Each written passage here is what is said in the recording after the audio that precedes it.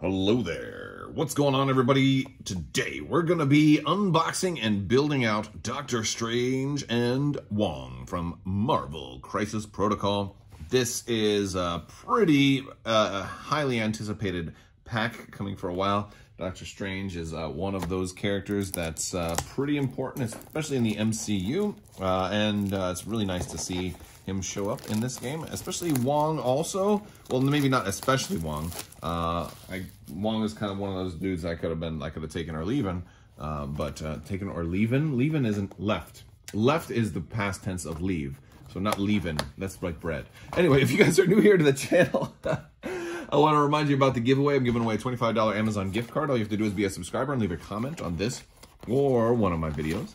It's as simple as that. We're going to unbox all of this. We'll be looking at the sprues. I'm going to build them out so you can see how they're going to look once they are built. And we'll look at the cards and everything else that comes in here. So first off, let's take a look at the sprues themselves.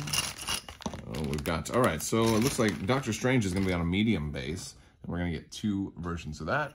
Again, with our extra little cups and crushed beer cans and things like that if you want to decorate the scenery. Some more of that on the small sprues for Wong. So that's nice.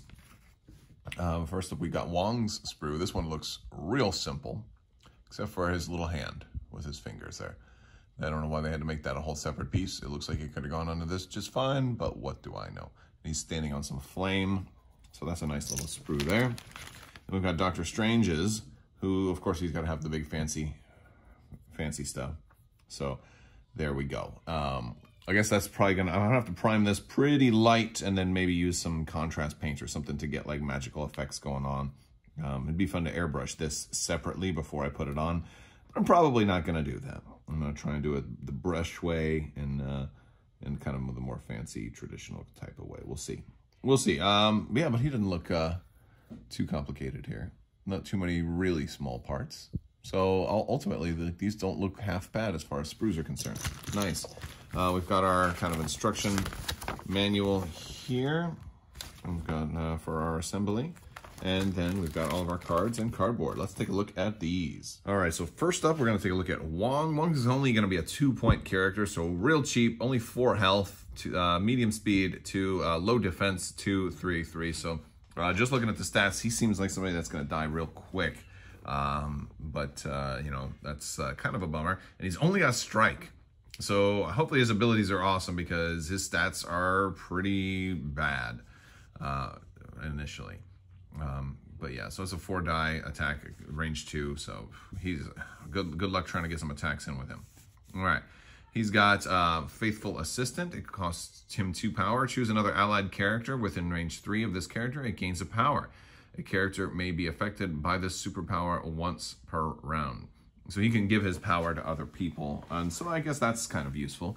Meditate. As an action, he can gain an extra power. And he can do that once per turn, so that's cool. It looks like Faithful Assistant he can do multiple times, just as long as he's doing it to different people. The Vishanti's Blessing, for 1, it costs an action. This character or an allied character within 3 of this character removes up to 2 wounds or 1 special condition. A character may be affected by this superpower only once per round. That's it. That's the big. He's a healer. Oh yeah, that's a good one. That's a really good one. And then he's got the natural passive Servant of the Sorcerer Supreme to the Sorcerer Supreme. Sorry, assistant to the regional manager. And that ability is going to say, while within 3 of an allied Doctor Strange, you add 1 to your defense rolls. So you probably really want him working for Doctor Strange, but maybe not, you know. Okay. Now when we flip him over, he's also going to have 4 health, 2, 3, 3. Still, I think all the same abilities. So, yeah. He's not really an attacker. He's a support. And he seems like he's a pretty good support, being able to give out energy and healing. So that's pretty nice. Now here is the boss, or the bee's knees himself, Doctor Strange, Stephen Vincent Strange. He costs 5. He's going to be a power character. Right? 6 health, medium, height 2, 3, 4, 4 for defense, which is pretty good. Actually, which will be the same defense that Wong has if Wong is close to him. He's got the Bolts of Bedevilment, which is a free attack. It costs nothing. It's going to roll 5 dice at range 4. You're going to gain power, and you can push them short range. So that's pretty good. And he's got the Crimson Bands of Sidorak. It's going to cost 4 power and 6 dice at range 3. It's going to give somebody stagger, regardless of whether it hits or not. And if you get any hit or wild or bangs, it's going to do Mystic Binding. After this attack is resolved, instead of inflicting the stagger special condition, if the target character does not have an activated token, you may give it an activated token. So if you go first, you're going to hit somebody and they're not going to activate. That's a powerful ability. And of course it costs 4, so that's good.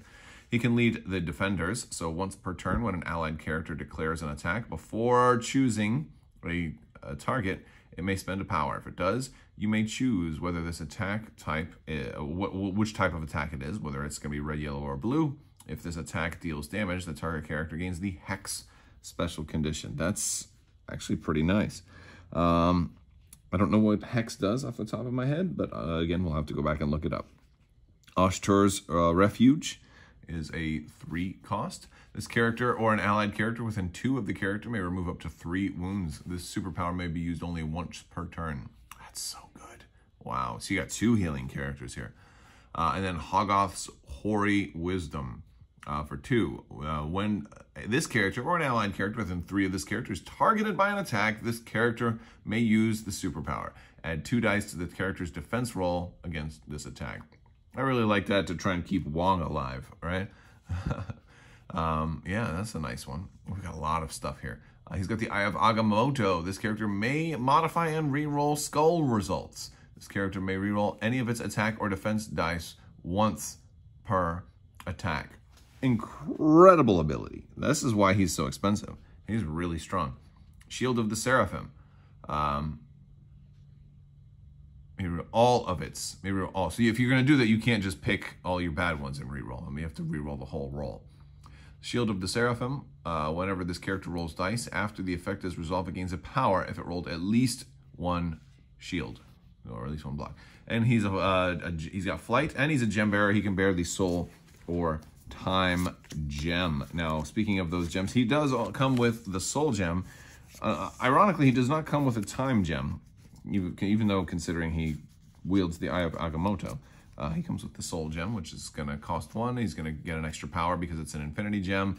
And then when an enemy character within distance 4 of him uses one of their superpowers, he gains a power for that. So it's going to help fuel him to try and do those Crimson Bands a little bit more. As far as his, his Team Tactics cards, he's going to have this awesome, this one is beautiful, 7 Sons of Cinnabus. It's a beam 5, so that means it's range 5 is going to hit everything in the beam. So you can hit a lot of characters with this, but it's going to roll 8 dice, and it's going to give them the Incinerate condition. But he can only do it if there's 2 dazed characters. So if you've beaten 2 of his friends, he gets angry and unleashes the Cinnabon on you. You got Vapors of Valtor here. Is that Lady Thor in there? Is that Jane Foster Thor? Oh, can't wait to see that. That'll be cool. If there are 2 other non-dazed allied characters within range 2 of Doctor Strange, he may spend 3 to play this card. Choose a character within 3 of Doctor Strange. That character gains 3 Obscuring Mist tokens. Each time this character is targeted by an attack, shuffle the tokens and reveal 1 at random. If the token has a blank on the back, you may reroll any number of the attacker's dice. If it's a silhouette, the attack continues as normal. At the end of the round, remove all Obscuring Mist tokens from the character. Speaking of Obscuring Mist tokens, look at these. Oh, wow, look at that. That's cool. So you guys basically have a 2 out of 3 chance of, that's pretty cool. And these are all the cardboard we're going to get here too. Incinerate, Hex, I think, and then some other stuff. All right. We've got the Pentagram of Farfalla for the Defenders, and we're going to talk about the Defenders because it's the Defenders card. It's a reactive. During the power phase, Doctor Strange or Wong may spend 2 to play this card. Place a Mystic Portal token within 1 of the character that played this card, then place a Mystic Portal token within 5 of the same character. At any time during a character's activation within one of a mystic portal, it may spend 1 power once per turn to be placed within one of another mystic portal. So that's probably going to be these 2 mystic portals. So basically they can teleport. They create a little teleport portal. That's really cool. Now, do those portals stay? I don't know. It sounds like they stay for at least for a little while. Here's our Defenders card for this. We've got Strange, Spider-Man, Hulk, well, Peter Parker, Spider-Man, Hulk, Valkyrie, Wong, Hawkeye, Luke Cage, Iron Fist, and Ghost Rider. Yeah, it's double-sided, same thing. And then we get our Crisis card here. We've got, this is our 17-point one. And basically this one is a pick up and hold when you're going to be picking up spell books. And if you cannot hold more than 1 spell book, but if you're holding a spell book, you gain the Mystic Beam power. And that's pretty cool. That'd be good for Wong, since he normally can't attack, right? Well, not attack very much. That one is pretty cool. All right, let's go ahead and put these guys together and see how they look once built. All right, so here I've got Doctor Strange drying. He is, he's kind of glued into this ring. And the ring kind of has a beveled edge. So while it's drying, I kind of just put another random kind of like an elevator from something else. So yeah, that was a little tricky, but not too hard as long as you got a nice way to help him dry and hold him in place. All right, and here is Wong. Well, Wong went together pretty well. Yeah, little gap in the arm that I got there on that one, but otherwise not too bad. I really like the dynamic pose on him. There's a closer up look at Wong. And let's see how Doctor Strange is looking now that he's dried a little bit more. Oh, he's not dried all the way yet. Okay. Well, I'm going to have him dry some more. But that's basically how he comes out looking. Pretty cool. You can see it's not fully dried right there. Well, we can fix that later. All right, you guys, that's all I've got for today. I want to thank you so much for checking out Doctor Strange and Wong with me. I want to thank you again for all my patrons and your continued support. You guys are amazing. I could not do this without you. So thank you so much. And as always, have a great day.